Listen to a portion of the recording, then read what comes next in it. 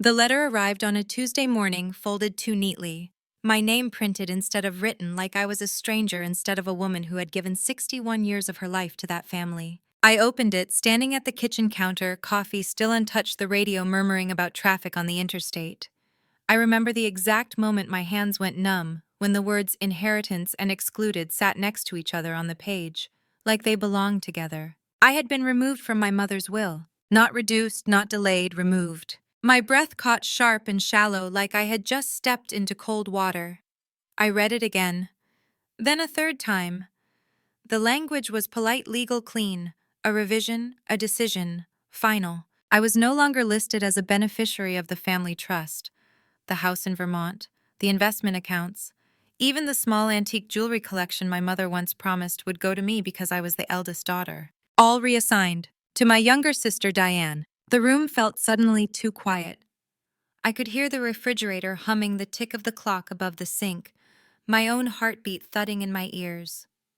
61 years old, and I was standing alone in my kitchen, being erased like a clerical error. I called my mother immediately, straight to voicemail. I didn't leave a message. I sat down instead, the chair scraping loudly against the tile, and stared at the letter until the words blurred. This wasn't just about money. It never is. It was about what the letter said without saying it. You were never the favorite. You were useful. You were temporary. By noon, I had replayed every Thanksgiving, every Christmas, every family wedding in my head. Diane sitting beside my mother, whispering, laughing. Diane being forgiven. Diane being protected. And me, the reliable one, the one who handled paperwork, drove my mother to appointments, managed Dad's estate after he died while Diane was finding herself in Arizona. That afternoon, my phone rang. Diane's name lit up the screen. I answered. "Oh," she said lightly, like she'd called about a recipe. "You got the letter." "Yes," I said. My voice sounded calm, too calm. She sighed, the practiced sigh of someone who had already decided she was right. "I was hoping Mom would talk to you first." "Talk to me first." As if this were a scheduling mishap. "Why?" I asked. Just one word. There was a pause, then the soft click of her tongue. "You've always been so rigid, Margaret. Mom needs peace, stability. You bring tension." I laughed once, a short, broken sound that surprised even me. "I bring tension," I repeated. "Well, she said you do tend to challenge things." Challenge. That was the word they used when a woman didn't quietly accept being diminished. "So you convinced her," I said. Another pause, longer this time. "I helped her see reality," Diane replied. "You have your own life, your own house, your own savings. This is about fairness." Fairness. I thought of the years I postponed my own retirement to help my parents, the promotions I declined, the weekends lost, the money I loaned and never saw again. "This isn't over," I said. She laughed softly. "It is, Maggie. The will's been filed, lawyer, judge, everything. You should try to let go."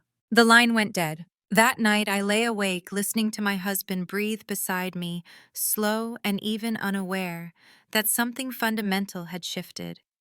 Betrayal doesn't arrive loudly. It seeps in quiet and corrosive and settles into your bones. By morning, the wound had hardened into something else. Resolve. They thought this was finished, that I would shrink, retreat, accept the role they had assigned me. They were wrong. What Diane didn't understand was that before I was a daughter, before I was a wife, before I was a grandmother, I was a woman who had built a career negotiating contracts in boardrooms full of men who underestimated me. I knew systems, I knew leverage, and I knew that karma rarely arrives on its own. Sometimes you have to escort it to the door. I folded the letter carefully and placed it in my desk drawer. Then I made an appointment with a lawyer of my own, and that was the moment the story truly began. The lawyer's office smelled like old paper and lemon polish, the kind of place where secrets had weight. His name was Thomas Reed, mid-50s, sharp eyes, no wasted words. I chose him because he had a reputation for seeing what people tried to hide. He read the letter slowly, then leaned back in his chair. "You're not surprised," he said. "No," I replied. "I'm offended." He nodded once. "Good. Offense sharpens the mind." I liked him immediately. "What you need to understand," Thomas continued, "is that being excluded from a will is legal, but how it happened matters." He asked questions, precise ones. "When was the will changed? Who arranged the meeting? Who drove your mother to the lawyer's office? Who was present?" The answers painted a familiar picture. Diane. Always Diane. She recently moved back east, I added.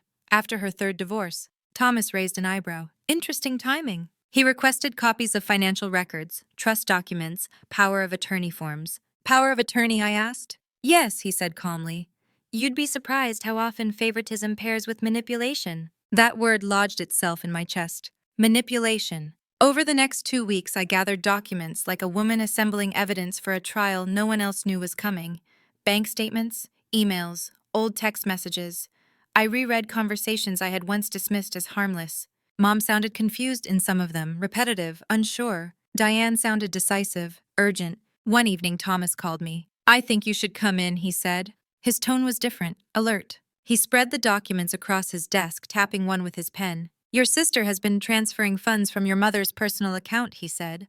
Small amounts at first, then larger, all labeled as household expenses. My stomach dropped. That's illegal, I whispered. Yes, he said, especially since your mother's cognitive assessment from last year shows early impairment. The room felt suddenly very still. She isolated her, I said. It wasn't a question. Thomas nodded. Classic pattern.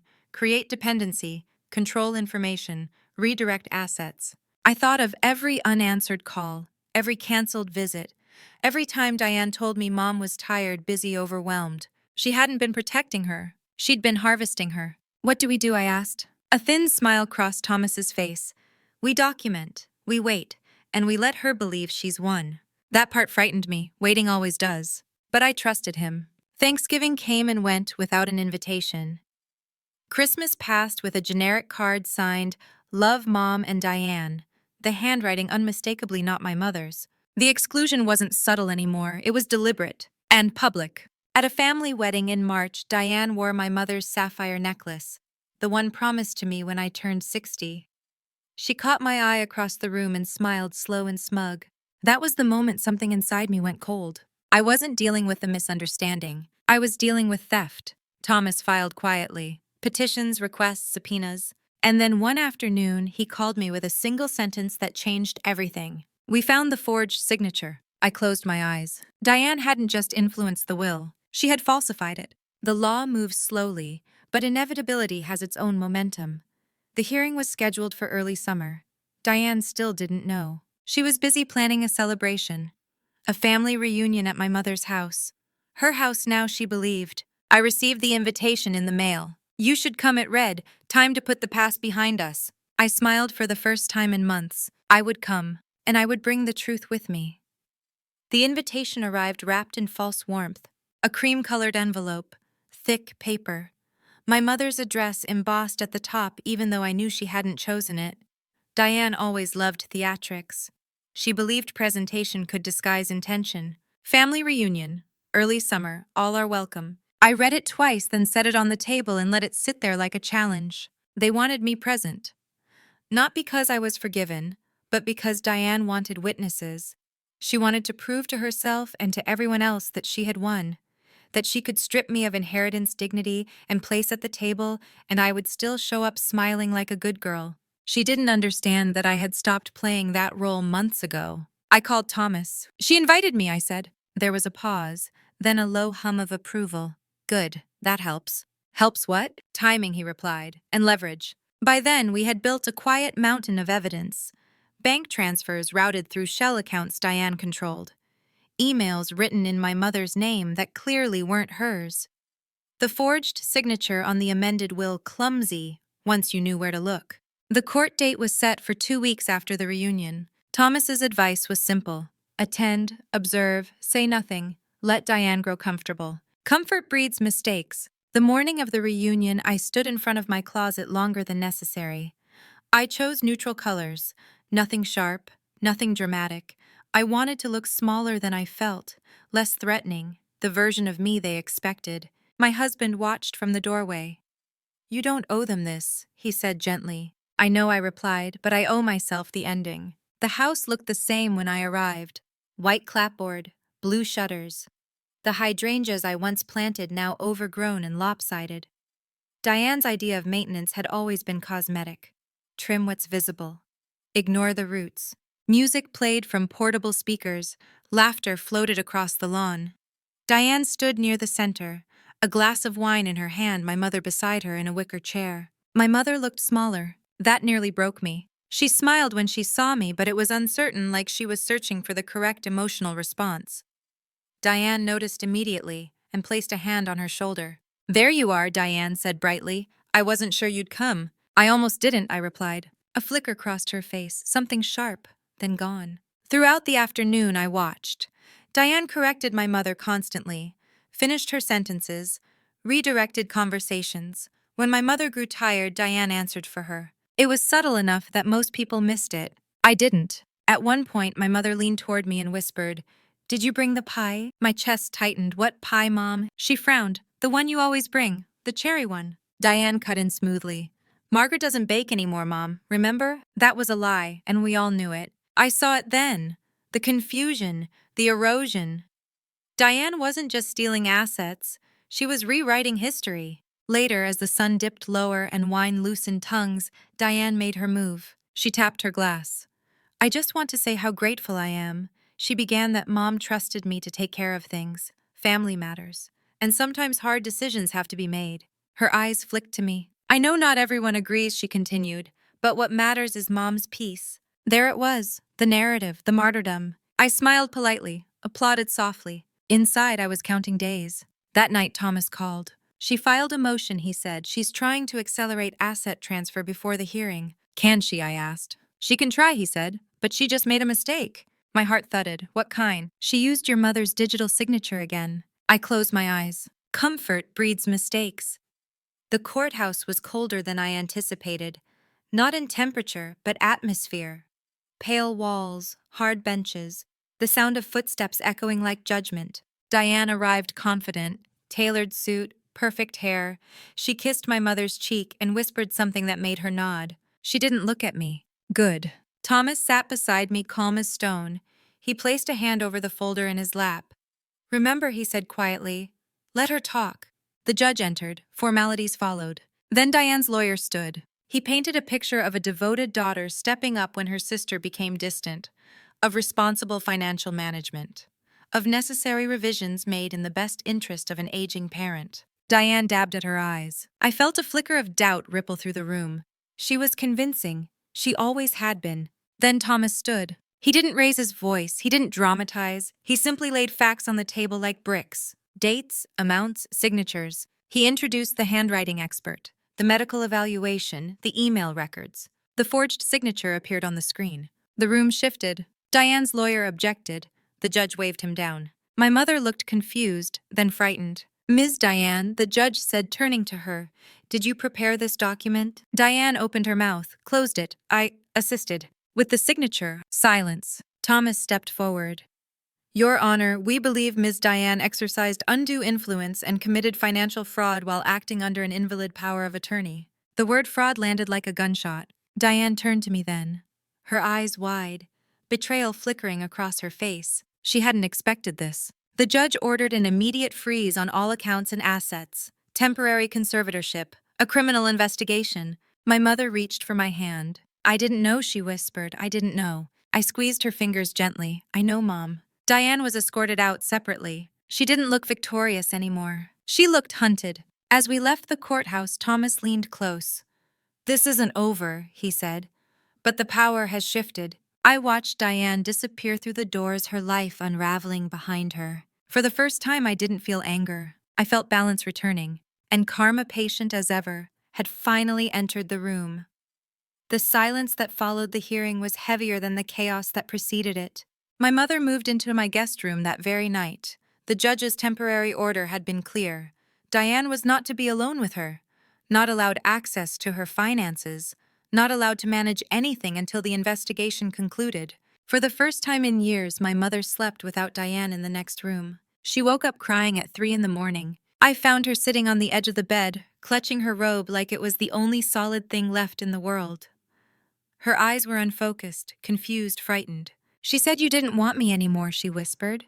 The words cut deeper than anything Diane had done with money or paperwork. "I always wanted you," I said, sitting beside her. "I never stopped." She nodded slowly, like she was filing the thought away somewhere fragile. The doctors called it cognitive fluctuation, moments of clarity drifting in and out like tidewater. I called Thomas the next morning. She's starting to remember, I said. That's common, he replied. When the pressure is removed. Pressure. Such a gentle word for what Diane had applied. The investigation moved faster than I expected. Once fraud enters the conversation, institutions become suddenly cooperative. Banks produced records, emails resurfaced. Even neighbors gave statements about Diane isolating my mother, intercepting mail, discouraging visits. Each piece told the same story. Diane hadn't just favored herself. She had engineered my absence. I didn't contact her. Not once. That restraint surprised even me. But I understood something now. Diane thrived on reaction. Denial starved her. She tried anyway. The first voicemail was rage, accusations, threats. The second was bargaining. Apologies that slid too easily off the tongue. The third was fear. I saved them all. Meanwhile, the family narrative began to shift. Cousins who hadn't spoken to me in years started calling. Carefully, tentatively, asking what really happened. I answered honestly without embellishment. Truth doesn't need decoration. One afternoon while my mother napped, I opened a box she had carried from her house. Inside were photo albums neatly labeled in her handwriting. Birthdays, graduations, weddings. I noticed something strange. Diane appeared less and less as the years went on. Meanwhile, I was everywhere, holding hands, standing close, present. The story Diane told didn't match the evidence of a lifetime. That realization brought relief and grief. Grief for the years lost to manipulation. Relief that I hadn't imagined the imbalance. Then a call from Thomas changed the tone entirely. They're considering criminal charges, he said. My stomach tightened. Jail? Possibly, he replied. Forgery, elder financial abuse, multiple counts. I closed my eyes. This was farther than I'd planned. I didn't do this for revenge, I said quietly. I know, Thomas replied. You did it for correction. The law will decide the rest. That night, I sat alone on the porch listening to crickets and distant traffic. Revenge stories often end with triumph. This didn't feel like triumph. It felt like reckoning. And reckoning, I was learning, is lonely. Diane showed up unannounced on a Sunday afternoon. I knew it was her the moment I saw the car. Same silver sedan, same dent in the rear bumper she'd never fixed. My mother was awake, clear-eyed, reading. I'll handle it, I said. I stepped outside and closed the door behind me. Diane didn't waste time. They're going to destroy me, she said. Her voice was raw. No performance left. You have to stop this. You should leave, I replied calmly. She laughed, sharp and broken. You always did think you were better than me. No, I said. I think I was useful to you. Her eyes filled, not with remorse, with fury. You don't understand, she snapped. I was invisible my whole life. You were the good one, the capable one. Mom leaned on you for everything. So you leaned on her, I said. Silence. She needed me, Diane whispered. You needed control, I corrected. She stepped closer. If you drop the case, I'll give you back part of the inheritance. There it was, the final reveal. Not guilt, not love. Negotiation. I don't want your money, I said. She stared at me like I'd spoken another language. I want my mother safe, I continued, and I want the truth on record. Diane's face collapsed inward. For a moment, I saw something almost human, almost wounded. Then it hardened. You think you won, she said, but you've ruined everything. No, I replied softly. You did. She left without another word. Inside, my mother watched from the hallway. She was angry, she said. Yes, I replied. My mother reached for my hand. Her grip was firmer than it had been in years. She lied to me, she said slowly. Didn't she? I swallowed. Yes. My mother nodded once. Then this is right. That was the moment I knew I could live with the outcome, whatever it was. Weeks later, Diane was formally charged. Her accounts were frozen. Her reputation unraveled faster than her finances. Friends disappeared. Invitations stopped. The will was reinstated to its previous version. But something inside me had shifted. Inheritance no longer felt like victory. Truth did. And the story wasn't finished yet. Not by a long shot. Justice has a price, and it never sends an invoice in advance. The day Diane was formally indicted, my phone didn't stop ringing. News travels fast in families that survive on whispers. Aunts I hadn't spoken to in decades. Cousins who once chose Diane's side without question. Even an old friend of my father's who said awkwardly that he was sorry he misjudged things. I listened. I thanked them. I didn't invite them closer. Vindication is strangely quiet. There was no rush of joy, no triumphant release, just a steady awareness that something irreversible had happened.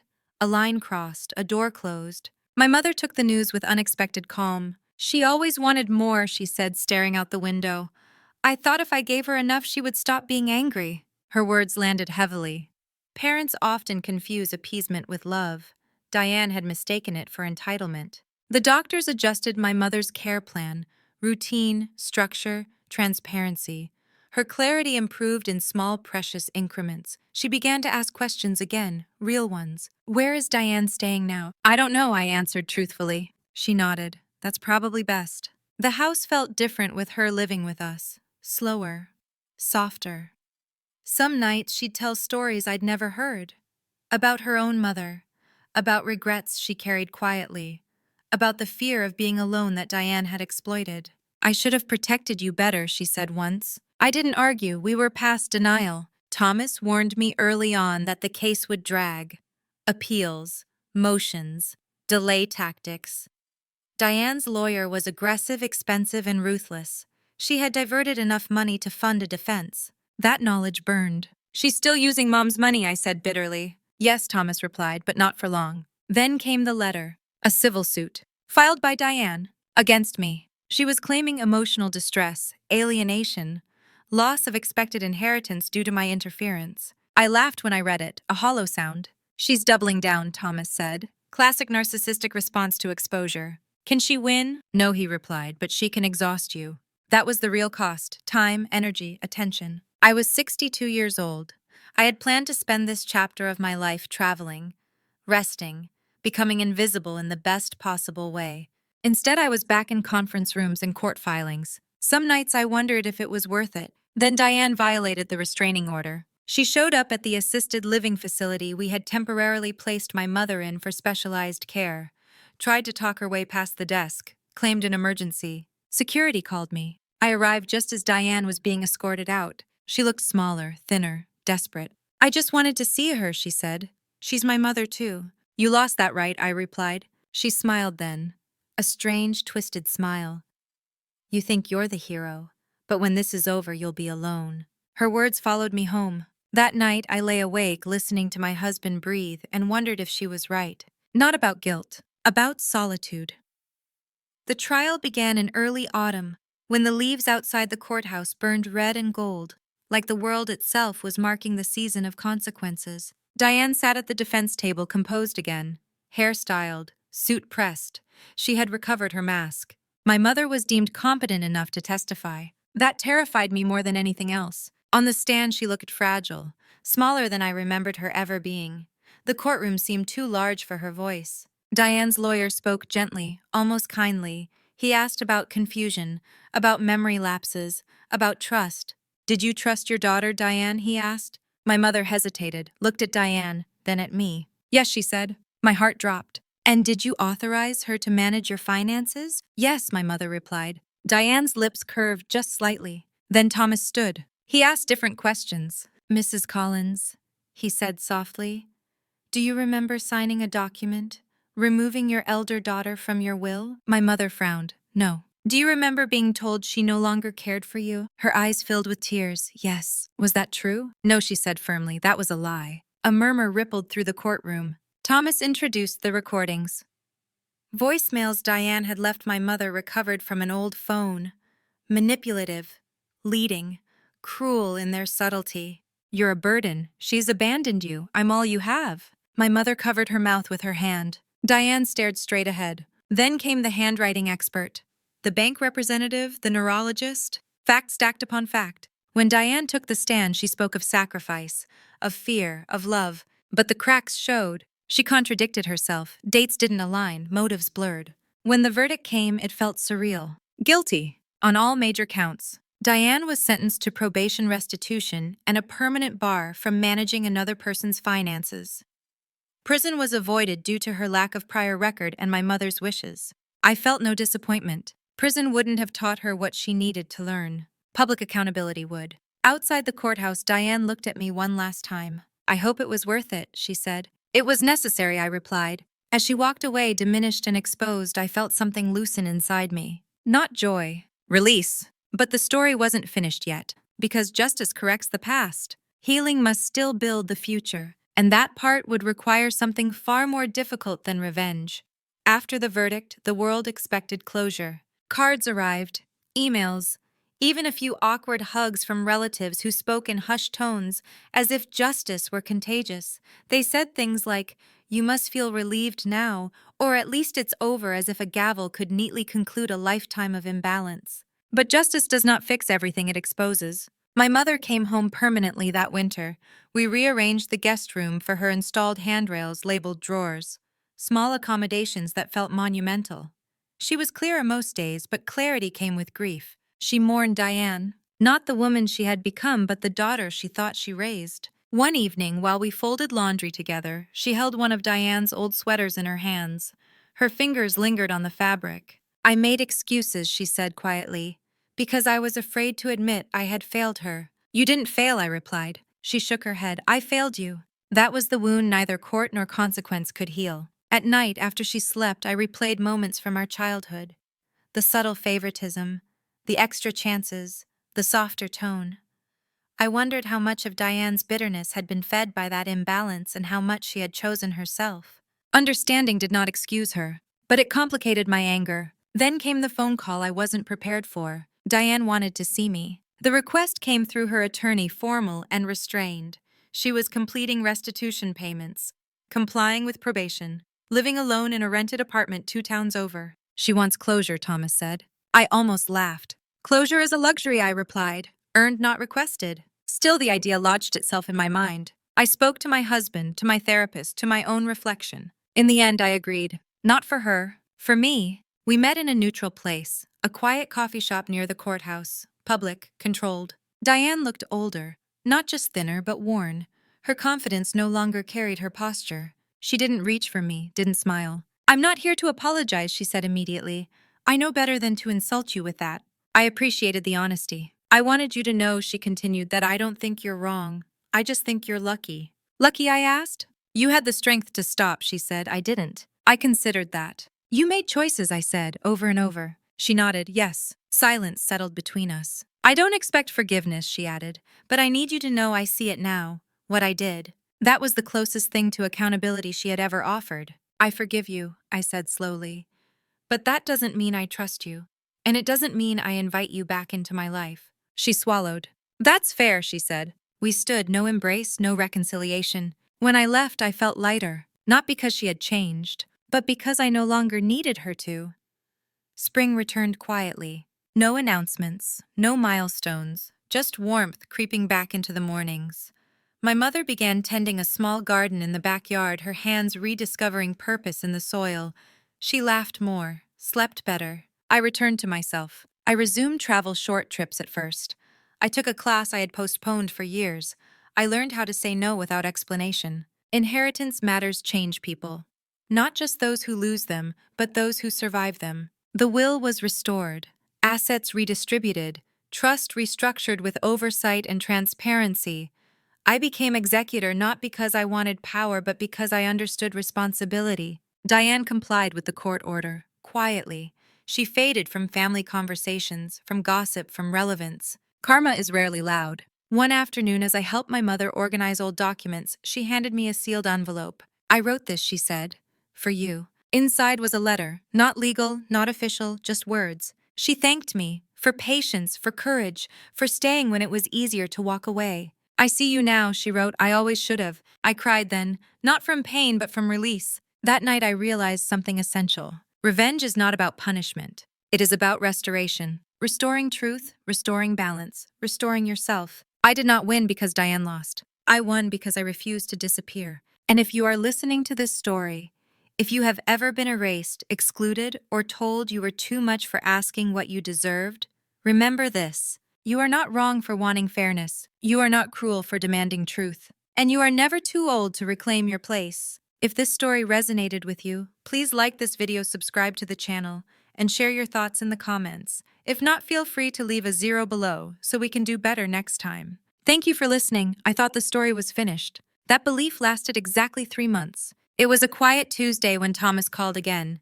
His voice was measured, but there was an edge to it I recognized immediately. "Margaret," he said, "we've uncovered something new, and you need to sit down." I did. The audit of my mother's finances had continued long after the trial ended. Restitution requires accounting, and accounting, when done properly, has a way of unearthing buried things. There's another account, Thomas said. One that wasn't disclosed during probate. It predates Diane's involvement. My stomach tightened. Whose name is it in? I asked. Your father's, he replied. And yours. The room tilted. My father had died more than 20 years ago. A quiet man, methodical, protective in ways I hadn't fully understood until adulthood. Thomas explained slowly. The account had been established shortly after I turned 30, a long-term investment vehicle, conservative, untouched. My mother had never mentioned it. She didn't know about it, Thomas said gently. Your father structured it deliberately. He anticipated conflict. He anticipated imbalance. The words landed with a strange mix of comfort and sorrow. My father had seen what I had spent decades trying not to see. The account had grown steadily. With interest reinvestment and time, it was substantial, not flashy, not controlling, independent. He wanted you protected, Thomas said, no matter what happened later. That night, I sat alone with a glass of water and stared at the wall. I thought about the will, the exclusion, Diane's greed, my mother's fear, and my father quietly building a lifeboat and never telling anyone it existed. When I told my mother, she cried. He never trusted me to be strong enough, she whispered. I shook my head. He trusted you to be human. That truth softened something between us. But the discovery didn't stop there. The documents included letters, unsigned drafts, notes my father had written to himself. In one, he mentioned Diane by name. She needs limits, he had written. Margaret understands restraint. Diane does not. Reading that felt like stepping into a room where someone had been waiting decades to be heard. The final letter was addressed to me. He never sent it, but he had written it. In it, he apologized, not for Diane, not for favoritism, for leaving me to carry the weight alone. I see your strength, he wrote. I worry it will be used against you. That sentence stayed with me. The inheritance I had fought to restore suddenly felt different. Less like a prize, more like a burden that had finally shifted. Justice had corrected the surface, but truth had reached deeper. And with it came something unexpected: peace. A year passed. Not dramatically, not symbolically, just quietly. My mother grew older, softer, wiser in short bursts of clarity. She apologized less, thanked more. We learned a new rhythm together, built on honesty instead of obligation. Diane moved farther away. Not just geographically, but emotionally. The family adapted. Conversations adjusted. Silence filled the gaps where denial once lived. I never saw her again, and that was fine. I used part of the restored inheritance to set boundaries into permanence. Trusts with oversight. Clear directives. No ambiguity. I used part of my father's hidden account for something else entirely. I funded a legal assistance program for older women navigating inheritance disputes. Quietly, without my name attached. I didn't want recognition. I wanted balance. The first letter I received from a recipient was handwritten. I thought I was crazy, she wrote. Everyone told me to let it go. Thank you for helping me hold on. I understood that feeling too well. Revenge stories often promise satisfaction, but the real reward came later. In the mornings, I woke without tension in my chest. In the afternoons, I spent reading instead of defending myself. In the evenings, when my husband and I sat together in silence that felt earned, I had kept what mattered: my dignity, my voice, my place. People sometimes ask if I regret taking it so far, if the fallout was worth it. Here is the truth. I didn't destroy my family. I refused to disappear for it. There is a difference. If you are listening to this and you feel erased, overlooked, or quietly pushed aside because you are older, because you are reliable, because you are expected to endure without complaint, hear me clearly. You are allowed to demand fairness. You are allowed to protect yourself. And you are allowed to let consequences unfold without carrying guilt for them. Karma is not cruelty. It is correction. If this story resonated with you, please like the video, subscribe to the channel, and share your thoughts in the comments. And if it didn't, feel free to leave a 0 below so we can improve future stories. Thank you for listening.